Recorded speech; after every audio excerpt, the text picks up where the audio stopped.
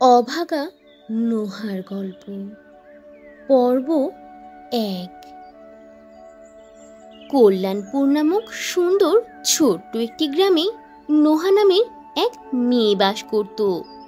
নোহা জন্মের পর থেকেই তার বাবা মাকে দেখেনি কখনোই, কারণ তার বাবা মার আশা ছিল তাদের একটি ছেলে সন্তান হবে।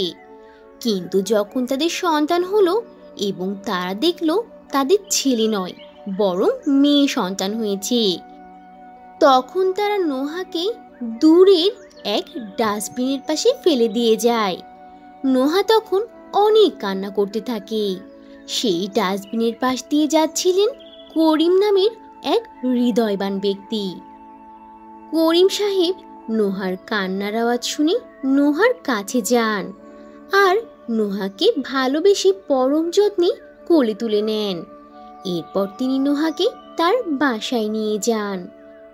এরপর করিম নামের সেই ব্যক্তি নোহাকে পরম যত্নে তার ঠিক মতো খেয়াল রাখতে শুরু করেন। তিনি নোহাকে টাইম মতো খাওয়াতেন, যত্ন করতেন, ওর সকল কাজ খুব মায়ার সাথে করতেন। কিন্তু নোহার কপাল এতটাও ভালো ছিল না। কিছুদিন পর করিম সাহেবও নোহাকে বোঝা মনে করতে শুরু করে। আর একদিন তো করিম সাহেব নোহাকে রাস্তার পাশে ফেলে রেখে চলে যান। অসহায় নোহা সেখানে বসে বসে কান্না করতে থাকে। এভাবে নোহা রাস্তায় রাস্তায় ঘুরে ঘুরে বড় হতে থাকে আর রাস্তায় কাটাতে থাকে নোহা তার দিনগুলি। রাস্তার পাশে ফেলে দেওয়া খাবার খেয়েই নোহার দিন কাটতে থাকে। এভাবে কাটতে থাকে আরও বেশ কয়েকটা বছর। নোহা এখন বেশ কিছুটা বড় হয়ে গেছে আর সে পরিশ্রম করে নিজের থাকার জন্য ছোট্ট একটা ঘর তৈরি করে নিয়েছে।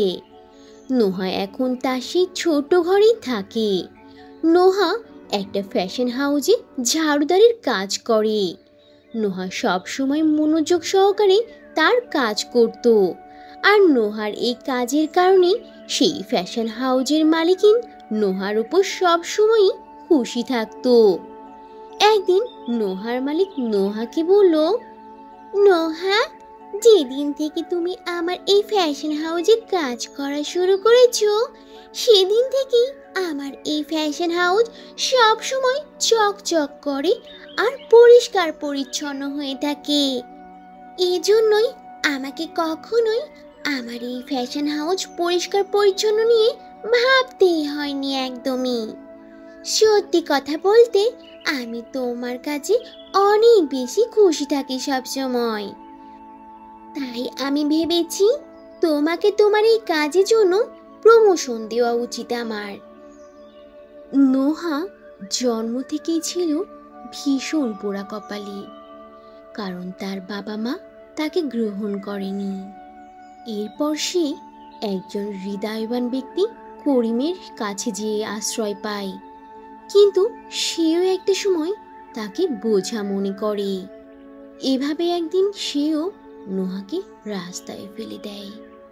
সে সবটাই তো তোমরা শুনলে, কিন্তু দেখো এখন কিন্তু নোহা তার পছন্দ মতোই জীবন কাটাচ্ছে। সে তার নিজের আয়ে তার জীবনযাপন করছে। সে হয়তো ছোট কোনো কাজ করছে, তবুও তার মালিকিন তার প্রতি খুশি, কারণ সে মনোযোগ সহকারে তার কাজ করেছে। হয়তো এবার তার মালিকিন তাকে প্রমোশন দিয়ে দেবে।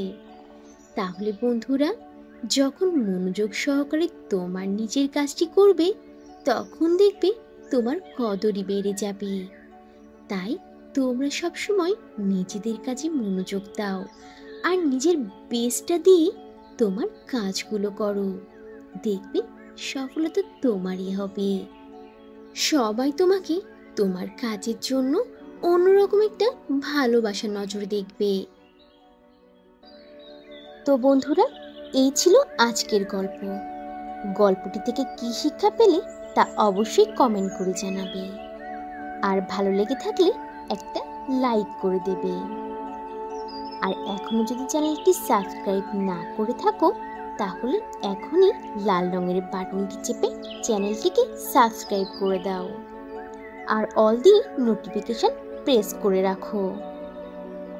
তাহলে বন্ধুরা, আজ এখানেই শেষ করছি। আবার দেখা হবে নতুন কোনো ভিডিওতে, নতুন কোনো গল্প নিয়ে।